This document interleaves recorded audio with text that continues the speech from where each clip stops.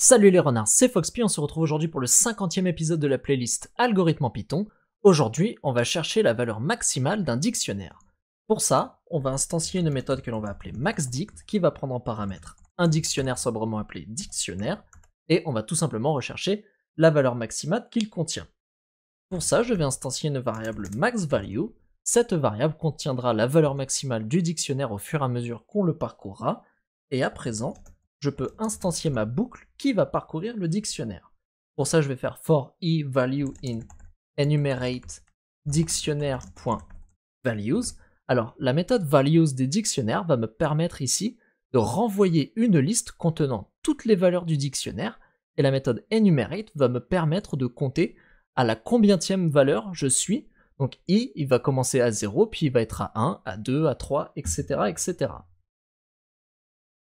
La valeur de i est très importante puisque si i est égal à 0, c'est qu'on est au premier tour de boucle, et donc on va avoir besoin, d'instancier maxValue à la première valeur du dictionnaire.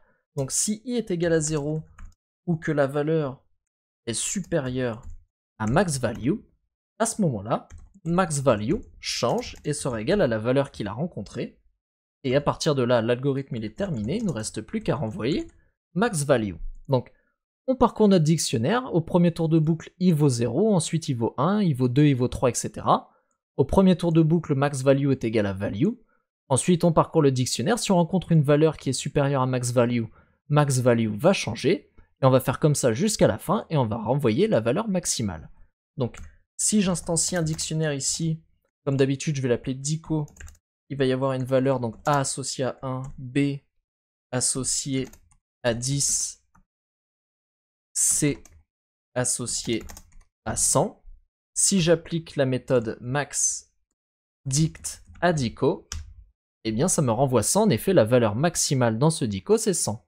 Alors si j'avais mis moins 64, donc des valeurs négatives, moins 40, et puis on va dire moins 8, là il devrait me renvoyer moins 8, puisqu'en effet, la valeur la plus élevée, c'est moins 8.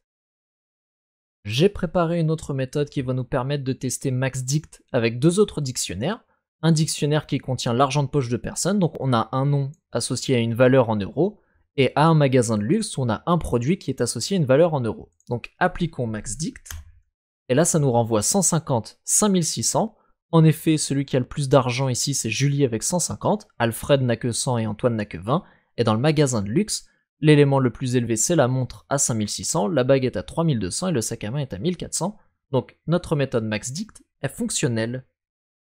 Alors la méthode maxDict peut être codée autrement, celle-ci peut être codée en une seule ligne, donc je vais supprimer tout ça. Et tout simplement, si on fait max de dictionnaire.values, eh bien on va réobtenir les valeurs maximales de notre dictionnaire. Donc là, si j'exécute, on retrouve bien à nouveau 150 et 5600, donc l'argent de poche et le magasin de luxe. Alors comment ça fonctionne? Eh bien dictionnaire.values va renvoyer la liste des valeurs, et là on applique la méthode max de Python qui renvoie la valeur maximale dans une liste. Vous pouvez regarder ici, si je fais max de 1, 2, alors je vois pas bien, 1, 3, 5, 7, ici si j'applique, eh bien ça me renvoie 7.